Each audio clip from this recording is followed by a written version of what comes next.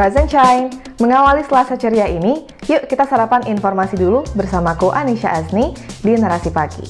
Hari ini ada kabar soal penyetopan dana PEN COVID-19, pertemuan Presiden Jokowi dan Perdana Menteri Australia, hingga politikus India yang hina Nabi Muhammad. Ada juga nih SBY yang turun gunung bertamu ke markas Partai Nasdem dan keseruan MTV Movie and TV Awards 2022. Selengkapnya berikut ini.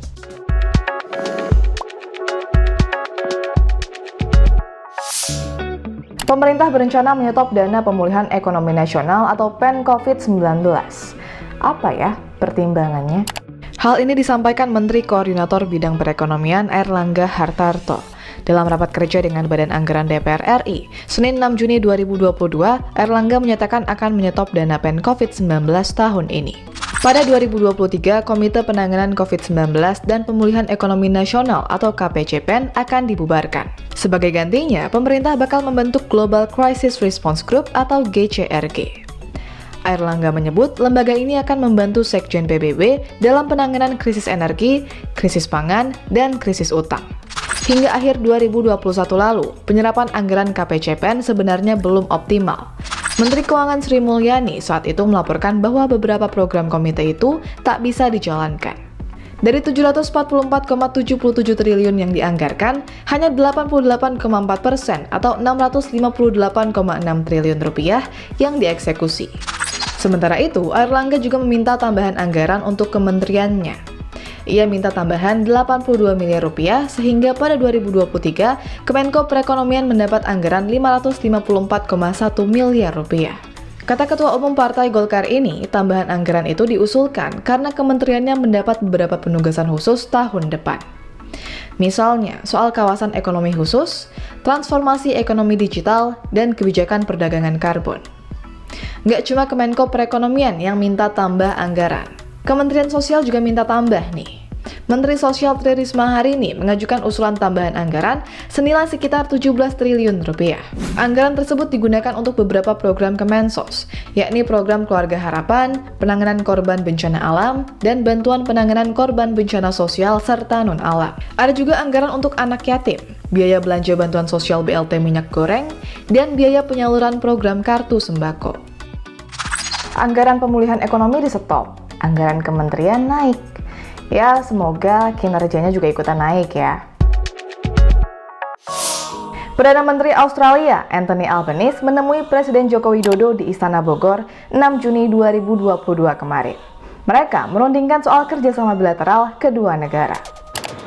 Indonesia dan Australia telah memiliki dua fondasi kuat dalam hubungan bilateral, yaitu kemitraan strategis komprehensif yang dimiliki sejak 2018 dan Indonesia-Australia SEPA yang sudah mulai berlaku di tahun 2020.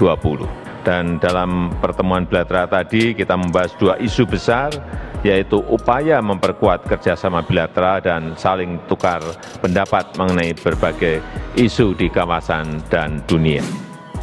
Perdana Menteri Australia Anthony Albanese juga menyatakan bakal hadir di pertemuan G20 di Bali November 2022 mendatang. Albanese juga menegaskan siap mengkaji potensi-potensi investasi di Indonesia. Indonesia is on track to be one of the world's 5 largest economies. Revitalizing our trade and investment relationship is a priority for my government. And it's why we plan to work with Indonesia to realise the potential of the Indonesia-Australia Comprehensive Economic Partnership Agreement. My government will work with Australian super funds among our largest investors to explore investment opportunities here in Indonesia.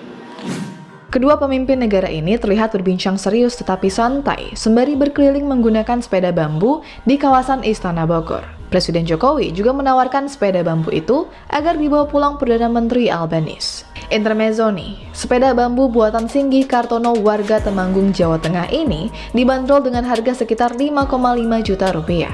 Pada 2020, RI dan Australia menandatangani Perjanjian Kerjasama Ekonomi Komprehensif atau CEPA. Akhir Mei 2022 lalu, Kementerian Perdagangan RI mengklaim kerjasama ini mendongkrak nilai perdagangan kedua negara sebesar 12,6 miliar dolar Amerika Serikat. Ini setara dengan sekitar 182 triliun rupiah. Hubungan Indonesia dan Australia makin mesra, makin menguntungkan juga nih bagi warga kedua negara yang ingin berwisata atau melanjutkan pendidikan. Dikecam sejumlah negara, Partai BJP India menangguhkan juru bicara mereka karena dianggap menghina Nabi Muhammad. Partai yang berkuasa di India, Bharatiya Janata Party atau BJP, menangguhkan jubirnya Nupur Sharma. Ini diambil sebagai sikap atas ucapan Sharma yang dianggap menghina Nabi Muhammad. BJP mengklaim bahwa partai tersebut mengecam segala bentuk penghinaan terhadap aliran dan agama manapun. Pernyataan Sharma yang dianggap menyinggung dilontarkan saat debat televisi seminggu yang lalu. Sharma mengejek ibadah umat muslim dan mengejek lawan debat muslimnya. Pernyataan ini memicu gelombang protes di India dan negara-negara Timur Tengah. Duta Besar India untuk Qatar, Deepak Mittal, dipanggil dan diberi teguran resmi. Qatar menyatakan kekecewaannya terhadap pernyataan tersebut. Kementerian Luar Negeri Kuwait juga memanggil Duta Besar Indianya. Kuwait mengutuk pernyataan penghinaan tersebut. Arab Saudi turut mengatakan bahwa pernyataan itu menghina dan tak menghormati kepercayaan dan agama. Sementara itu, Perdana Menteri Pakistan Shehbaz Sharif mengungkapkan bahwa pernyataan tersebut adalah contoh bagaimana India di bawah pemerintahan Modi menginjak-injak kebebasan beragama dan mempersekusi umat muslim. Islamofobia di bawah pemerintahan Narendra Modi memang kerap jadi sorotan. Dipicu larangan menggunakan hijab bagi siswi sekolah dan universitas yang bikin ketegangan antara ultranasionalis Hindu dengan kalangan muslim meningkat. Terakhir, grup rapper nasionalis Hindu, Hindutva, menulis lirik lagu yang juga dianggap menghina Islam. Tuh, hati-hati kalau berkomentar di publik, apalagi sampai menyinggung kelompok tertentu. Situasi yang udah panas bisa makin membara. SBY dan AHY bertamu ke markas Partai Nasdem. Tanda-tanda apa nih? Ketua Majelis Tinggi Partai Demokrat Susilo Bambang Yudhoyono atau SBY berkunjung ke Nasdem Tower Minggu malam 5 Juni 2022.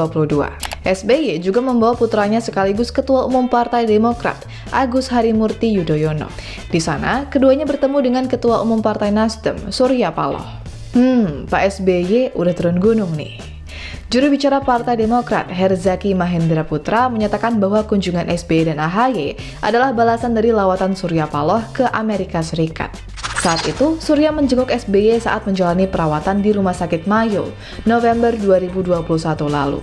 Herzaki menambahkan, SBY sangat mengapresiasi kunjungan Surya Paloh saat itu.